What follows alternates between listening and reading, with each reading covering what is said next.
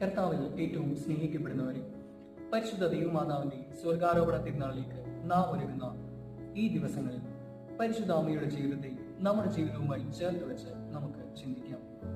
നസ്രത്ത് എന്ന പട്ടണത്തിൽ വിവാഹ നിശ്ചയം കഴിഞ്ഞിരുന്ന ഒരു കന്യകയുടെ അടുത്തേക്ക് ദൈവദൂതൻ അയക്കപ്പെട്ടു. അവളുടെ പേര് മറിയം എന്നായിരുന്നു. ദൂതൻ അവളോട് പറഞ്ഞു, ദൈവകൃപ നിറഞ്ഞവളെ സ്വസ്തി, കർത്താവ് നിന്നോട് കൂടെ. മറിയം ദൈവകൃപ നിറഞ്ഞവൾ. എന്താണ് ഈ ദൈവകൃപ?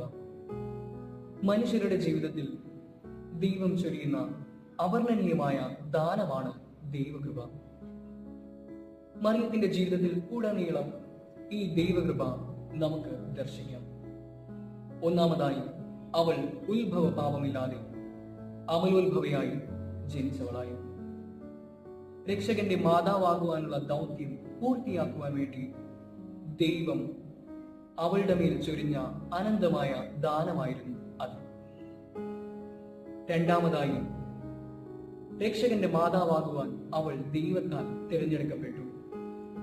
നസ്രത്തിൽ ധാരാളം സ്ത്രീകളുണ്ടായിരുന്നു. എങ്കിലും അവരിൽ തിരഞ്ഞെടുക്കപ്പെട്ടത് ഒരാൾ മാത്രം, സാധാരണക്കാരിയായ ഒരു കന്യക, പരിശുദ്ധ മറിയം. മൂന്നാമതായി, യേശുവിന്റെ ഏറ്റവും ഉത്തമയായ അനുയായിയായിരുന്നു പരിശുദ്ധ മറിയം. അവന്റെ സുഖത്തിലും അവന്റെ സഹനങ്ങളിലും അവന്റെ ജീവിതത്തിന്റെ എല്ലാ നിമിഷങ്ങളിലും അവനോട് ചേർന്ന് നിൽക്കുവാനുള്ള ഭാഗ്യം പരിശുദ്ധ മറിയത്തിന് ലഭിച്ചു. അങ്ങനെ അമലോത്ഭവ, ദൈവത്താൽ തിരഞ്ഞെടുക്കപ്പെട്ടവൾ, യേശുവിനോട് കൂടെ സഞ്ചരിച്ചവൾ, ഇങ്ങനെ ദൈവിക കൃപകളാൽ നിറഞ്ഞ പരിശുദ്ധ അമ്മയെ തന്റെ പുത്രൻ കാൽവരിയിലെ കുരിശിൻ ചുവട്ടിൽ വെച്ച് താൻ സ്നേഹിക്കുന്ന തന്റെ ശിഷ്യന് നൽകിക്കൊണ്ട് ലോകത്തിന് ദൈവകൃപയുടെ മാതാവായി പരിശുദ്ധ അമ്മയെ നൽകി.